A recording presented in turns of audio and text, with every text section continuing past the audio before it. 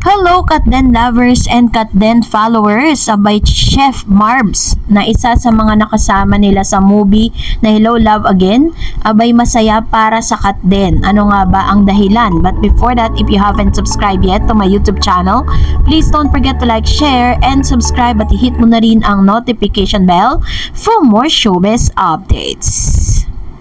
Of course, bago tayo magpatuloy sa ating updates for today's video, isang pasasalamat po ang nais kong ipaabot sa inyong lahat for always watching and trusting this channel. Maraming salamat po sa inyong panonood. And for today's video, ito na no, dahil isa sa mga masasabi natin nagbibigay ng kanyang paayuda patungkol sa Katden nung sila po ay nasa Canada, ay walang iba kundi si Chef Marbs. Si Chef Marbs po isa sa mga nakasama nila at karakter doon po sa Hello Love Again, kung saan nakasama nila ito doon po sa inuupahang apartment ni Miss Catherine. Kung matatandaan ninyo, dalawa silang gay na gumanap at sa mga interviews po nila, pati po sila talagang kinikilig sa mga nakikita nila kay Catherine at Alden Richards during those times na nasa Canada sila. Matatandaan sa isang interview sinabi ni Chef Marbs na nakikita niya na nagsusubuan, 'di ba? Pag pinagluluto ni Catherine si Alden Richards ng pagkain, at talagang binubusog ni Catherine si Alden kahit po ang inaakala ni Alden ay busog siya, hindi niya gustong kumain, pero pag nandun daw pala ang pagkain, doon mo lang marirealize na gutom ka pala. So, ganun yung mga sinasabi nila sa interview. So, isa lang sa mga nakakatuwa kasi si Chef Marbs po, pati po siya, binubuking niya si Catherine at si Alden Richards. Ganun din yung tinutokso-tokso nila si Alden at si Catherine, diba, sa mga panahon na yun. At sila rin po ang masasabi natin na first hand na nakakakita na mga behind the scene videos, photos na lumalabas sa social media. Doon po talagang skin to skin, face to face nilang nakikita. Kaya naman naniniwala ako na may pinagmumulan yung kasiyahan ni Chef Marbs. Siyempre nga naman, 'di ba, siya po mismo nakaramdam ng kilig. Pero isa sa pinakabiggest reason kung bakit sobrang saya din ni Chef Marbs kasi tuwang-tuwa si Chef Marvin at Arit Franco dahil mapapanood na rin sa Netflix simula Feb 13, 2025 ang Hello Love Again na pinagbibidahan ni na Alden Richards at Catherine Bernardo. Kasama siya sa pelikulang ito at nagpapasalamat siyang na maraming salamat po for making us the highest grossing Filipino film of all time. Dugtong pa niya, I'm beyond grateful to share that this is my third film on Netflix and it marks my most incredible acting journey yet. Mabuhay ang pelikulang Filipino. Si Chef Marbs ay nakabase sa Los Angeles, California. Mga Pinoy sa USA ay nag-uusap-usap na ungkol sa kasalukuyang deportation issue kasama na mga Pinoy na mapapauwi sa Pilipinas. Nakita kong nagdidebate ang apat na kalalakihan. Isa sa upuan Seafood City, pinag-uusapan nilang issue. Nagpakilala po ako isang journalist sa kanila. So, yun po yung kwento. Pero anyways, isa sa mga talaga masasabi natin na sobrang masaya si Chef Marbs na gusto niya nga po sana na magkaroon ulit sila ng reunion, no, with Catherine and Alden Richards sa iba pang mga cast and or sa mga crew and staff and cast ng nasabing movie. And isa rin si Chef Marbs na talagang naniniwala at talagang nagsastand po siya dun po sa mga nakita at na-witness niya patungkol dito kay Catherine Bernardo and Alden Richards. Kaya naman in-extend niya po at nagpa-interview pa siya. In-extend niya yung kanyang kasiyahan dahil alam niyang on and off, hindi lang po ito basta movie lang. Hindi natatapos doon yung relasyon ni Miss Catherine at Alden Richards dahil nagpapatuloy pa rin siya hanggang sa ngayon. Dahil nakikita naman natin na may mga consistency na ginagawa si Mr. Alden. At isa pa dito, meron isang payo si Catherine na talagang in-embrace ni Mr. Alden Richards. Yun ay malalaman natin soon. And for that, ito naman po, mag-read tayo ng ilan sa mga komento po ninyo at reaction patungkol sa latest updates natin. Unahin natin si Miss Mercy Salimbagat. Sabi ni Alden sa interview niya sa GMA kanina, pahinga siya sa acting, hosting naman si Alden. Pagkakaabalahan niya ngayon. So yon, isa yan sa mga nakikita nating in-embrace ni Alden Richards, ano. Sabi ni Ched Borja Caldea, hindi namin naman sa kikitain kundi sa kasiyahan at satisfaction sa pulso ng masa. Nasa momentum pa ang cut din, totoo yan. Sila ang daan na muling sumiglang industriya, lokal at global. Alam nyo, totoo to. Tapos biglang puputulin, 'di ba? Parang tuloy lalabas yan kapag binigyan sila ng panibagong movie with the other girl or with the other actor. Parang lalabas sa parang niloko lang nila yung mga tao, 'di ba? At mapapasama tuloy ang cut din. Pero dahil sa mga paglilinaw na lumalabas, wala pala talaga. Sabi ni Miss Yes or Mok, Miss Dar Ed, sa contract po ni Kat na pinirmahan, one movie a year lang po siya, one teleserye. So, ang Elena 1944, which is true. Sabi ni Aldevera, by all means, sakat din lang tayo kung mapagbigyan tayo sa hiling natin in God's will, hoping. And sabi ni Mr. Resita, pagbigyan na natin ng cut din, tumatanda na sila at kailangan na nilang gawin lahat ng klaseng karakter bago sila mag-asawa. OMG, retire, diba?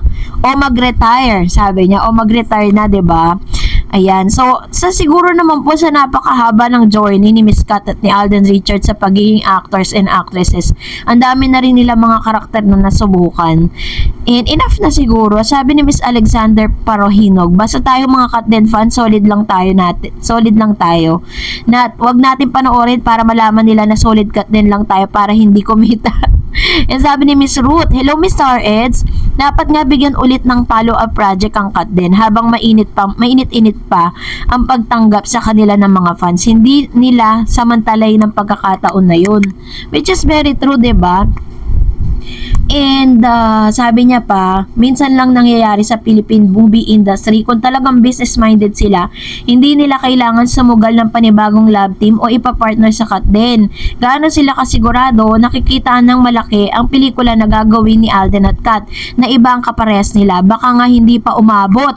Alam mo, totoo din po itong sinasabi ni Miss Ruta. Alam mo kasi na parang sobrang sila, hype talaga yung mga Kat Den, tas bigla, 'di ba? Aminin natin na iba kasi ang nabuong chemistry at tandem ng Kat Den. Bakit ngayon sila pa rin ang sisira dito?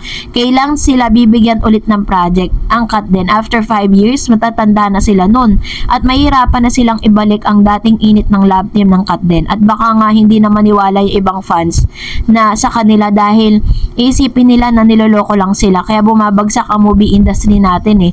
Wag nilang iasa ang mga bagong.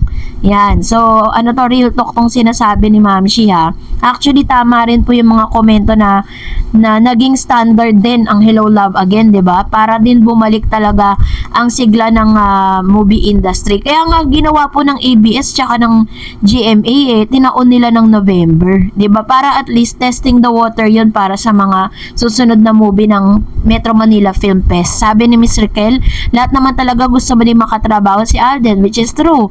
And sabi ni Miss Medela Cruz, as a solid, genuine Kat Den fans, okay lang sa akin na magkaroon sila ng iba't ibang kapartner sa movie man o series. Basta team panatag lang ako. Kasi kung tutuusin, hindi naman love team ang Kat Den. Nabuo ito dahil nagsama silang dalawa sa movie. Pero tapos na sila Alden at Catherine na era ng mga love team pang iba at bigati ng mga roles na sila. Ayan. So ito naman yung sabi ni Ma'am Shi Medela Cruz, no? Sinasabi niya na next level naman yung ipapakita ni Catherine at Alden.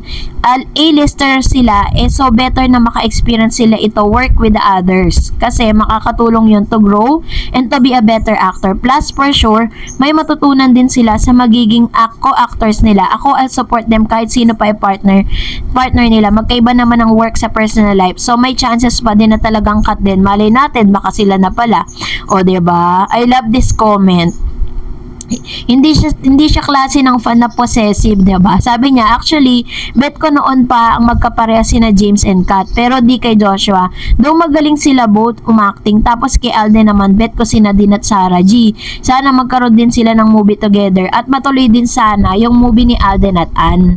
Ayun. So ito naman yung kanyang komento with regards to this. And Actually, ang dami pong naka-line up pero parang naglaylo talaga si Alden. Sabi ni Miss Aquarius, Miss Dads, thank you for always updating us tungkol sa Katden. Forever Kasoy or Katden. Kaya dapat wala na po tayong negative thoughts. Kahit kanino pa sila maipareha, okay lang kasi business industry yan. At isa pa, napaka-professional ang Katden. Kaya support na lang natin silang dalawa. Si Catherine ang superstar kaya pwede siyang i-partner kahit kanino. At guys, abandon at supportahan natin yung Elena 44, aabangan, sabi niya. Magiging highest grossing na naman for sure. Basta Catherine Bernardo yan. Excited na ako for her movie. Ayan. Ito naman sabi ni Ma'am Shi, Aquarius, ano. So, supportahan natin, syempre, kahit po nasa solo era siya dyan. Gusto nating patunayan na talagang we are a legit supporters of Katden. Sabi ni Miss Aliyah, wala naman ako masasabi, basta always cut din ako. Miss Darreds, wag na lang tayo mag-isip ng kung ano-ano, basta isipin na lang natin, sana sila ang magkataluin para lahat tayo masaya. Basta ako, Miss Darreds, cut din forever. I love you both, cut din. Sabi ni Ma'am Shi Aliyah Nerisina. Ayan, tama naman, di ba? Wag na tayo magpakanega pa. And alam naman na natin, hindi na natin kailangan i-memorize. Sabi ni Miss Denise Lempin, basta kami cut din lang, kasino pa itambal sa dalawa. Wala kami pakialam. Basta kami panatag lang kami sa Katden. Kung ang network na yan, bigyan natin ng kadalaan para maisip nila na importante ang tambalang Kasoy. Katden lang sapat na. Ayan. Salamat Ma'am Shi or Mr. Dennis Limpin sa inyo pong komento. And tama po sila, no? Dapat po talaga is ano tayo, let's be panatag. Sabi ni Miss Mirna Mejos, ayaw namin iba-ibang partner nila. Gusto namin sila lang mag-partner. Hindi kami manonood kung ibang partner nila. Ayaw namin. Hindi papatok makita ninyo pag ibang partner nila. Katden lang, walang iba. We love Katden forever. Thank you Ma'am Shi Mirna Mejos. Ayan. Thank you so much. So that's it for today. For more videos and updates, please don't forget to like and subscribe. And please don't forget to follow my Facebook page, Dar Eds TV. God bless everyone!